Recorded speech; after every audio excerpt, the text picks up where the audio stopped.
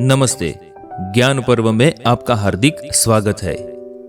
दोस्तों, प्राचीन भारत से लेकर वर्तमान समय तक यदि किसी शख्सियत ने भारतीय युवाओं को सबसे ज्यादा प्रभावित किया है तो वो है स्वामी विवेकानंद जी। विवेकानंद जी एक ऐसा व्यक्तित्व है जो हर युवाओं के लिए एक आदर्श बन सकता है। उनकी कही एक भी बात पर यदि कोई अमल कर ले तो शायद उसे कभी जीवन में असफलता व हार का मुंह ना देखना पड़े।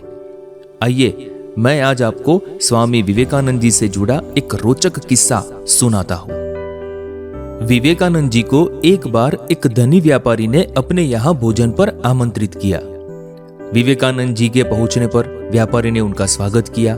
भोजन आदि से निवृत्त होने के बाद वे व्यापारी की बैठक में बैठ गए।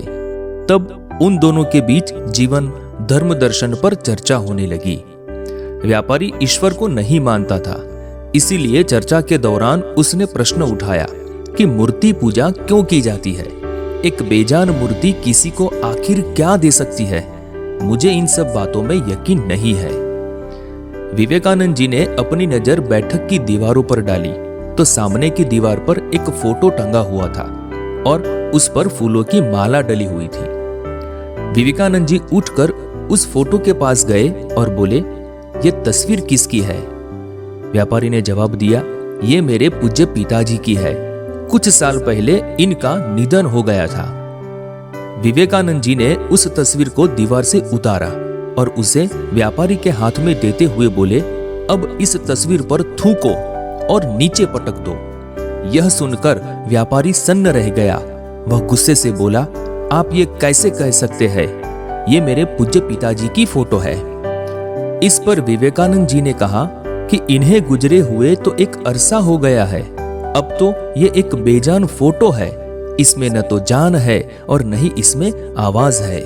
फिर भी आप इसका अनादर नहीं कर सकते हो, क्योंकि आप इसमें अपने पिता का स्वरूप देखते हो। इसी प्रकार मूर्ति पूजा करने वाले मूर्ति में भगवान का स्वरूप देखते हैं।